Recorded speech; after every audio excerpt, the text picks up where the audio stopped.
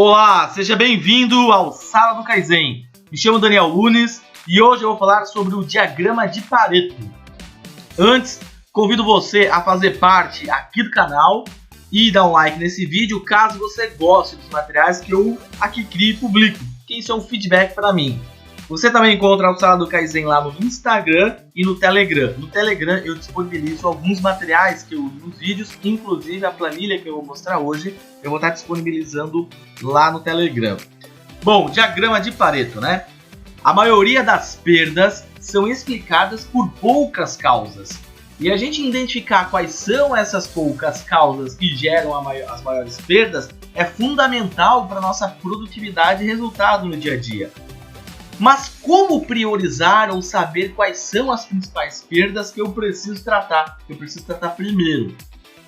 Por isso, vem o diagrama de Pareto para te ajudar nesse sentido. Porque o objetivo dele é compreender o padrão de ocorrência de um problema e identificar as poucas causas, que a gente chama de causas vitais.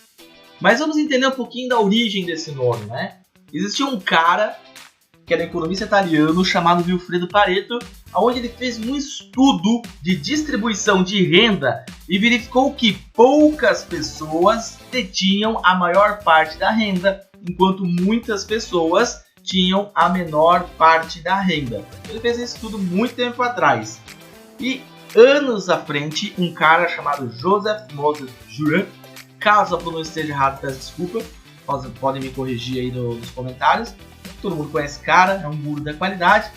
Ele fez um estudo, né? E esse estudo ele verificou que era similar à distribuição de Pareto. E ele adaptou isso para as organizações e ele fez um conceito determinando que, na média, 80% dos problemas são ocasionados por 20% das falhas. Então, aquele problema é causado por 20% das causas. E com isso, né, eles homenagearam o economista e denominaram essa relação de diagrama de Pareto. Vamos dar uma olhada agora num diagrama de Pareto? Vamos entender os elementos de um diagrama de Pareto. Como exemplo, vamos pegar aqui uma análise da quantidade de defeitos de um bloco usinado do mês de agosto de 2020 retirados da fonte CCD. Tudo isso aqui é inventado, tá? Esses dados, essa fonte é inventado só para a gente ter aqui de exemplo. Então vamos lá. O primeiro ponto é o eixo da esquerda. O eixo da esquerda é o eixo das quantidades. Essas quantidades, né, ocorrência e quantidade, ela pode ser unidades, unidade de vezes, ela pode ser valor em reais, vai depender do Pareto que você estiver montando. No eixo horizontal nós temos as categorias ou as causas. Neste caso, nós temos aqui as causas: trinca, pintura, risco, mancha, rachadura, enfim. E observe aqui que em último nós temos o outros. Esse cara sempre será o último item do Pareto, mesmo que esse valor aqui seja maior, por exemplo, que o valor do penúltimo, nesse caso a dureza. Se ele fosse aqui 6 ou 7, ele estaria em último. Por quê? Porque ele é a somatória de um monte de itens que não são triviais, ou poucos triviais, né? Mas ele também serve para chamar a nossa atenção que se esse outros aqui ele for muito maior, a gente vai ter que rever, que não faz sentido, né? Eu tenho outros muito grande, muito representativo, eu tenho que rever a minha análise, a minha coleta de dados. Do lado direito nós temos o eixo de percentual de ocorrência, né, de cada item. Bom, e aí nós temos os gráficos agora, que é o gráfico de barra. O gráfico de barra, nesse caso aqui a cor azul, é o gráfico de quantidade e ele vai estar ligado com essa curva da esquerda, que é o eixo de quantidades. E o que são esses valores aqui dentro?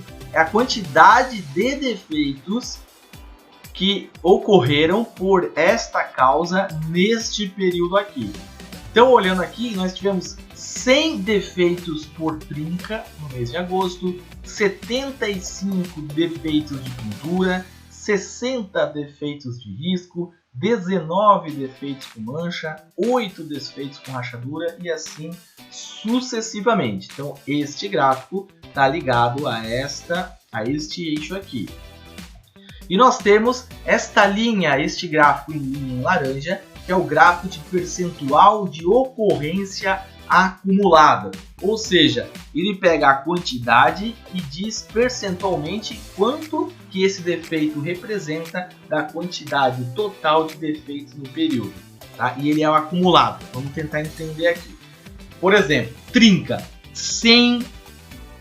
teve 100 problemas de qualidade, 100 peças, 100 blocos com problema de qualidade com trinca.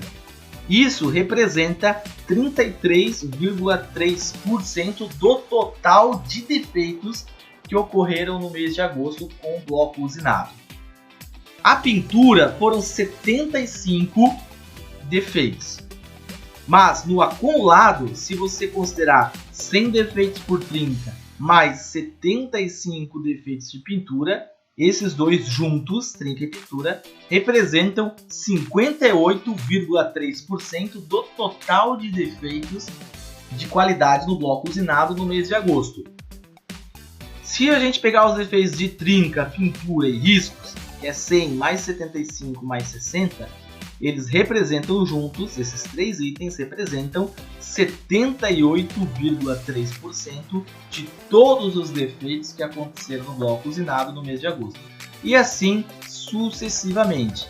Se a gente pegar de trinca até dimensão, esses itens todos somados representam 94% de todos os defeitos que ocorreram no mês de agosto do bloco usinado.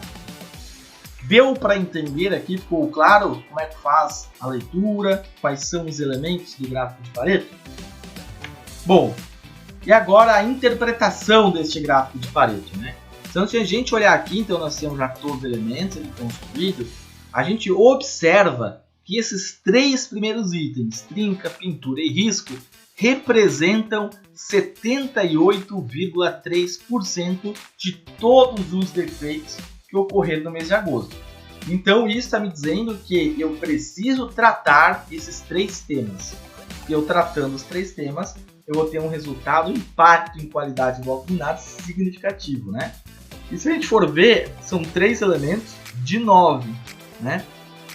De 9 que a gente tem, né? Isso que a gente não está nem abrindo os outros aqui, né? Isso aqui representa que 33% das causas que a gente analisou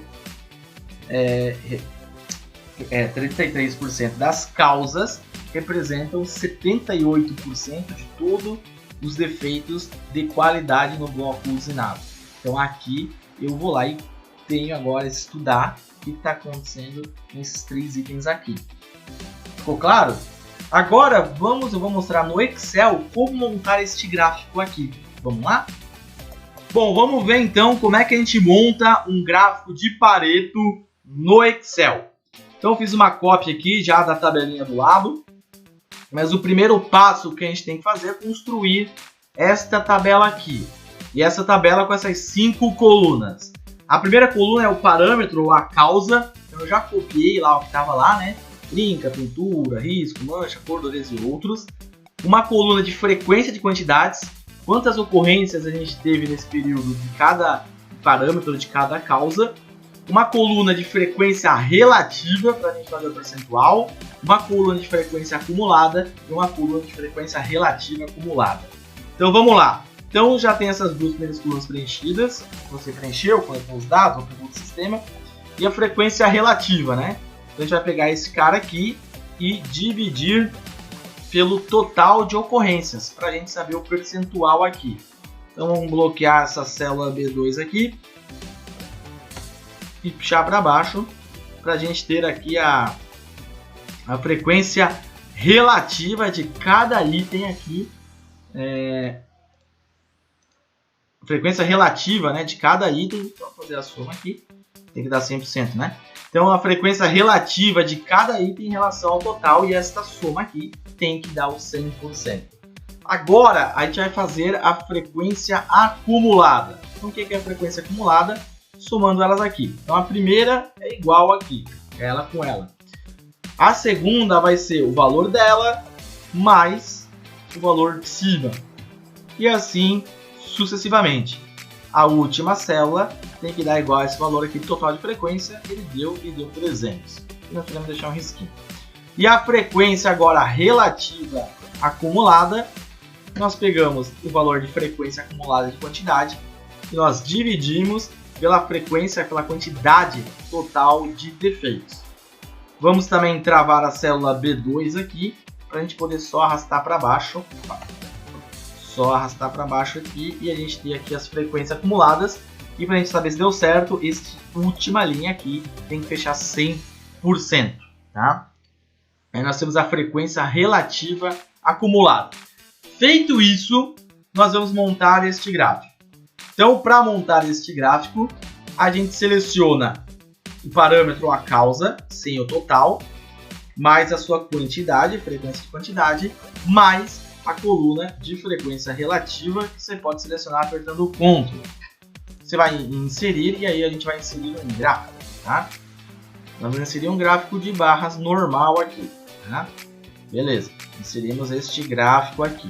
Então aqui você pode tirar a legenda, não vai precisar da borda do gráfico. Quando tiver selecionado, você vai em formatar, área de gráfico, série 2.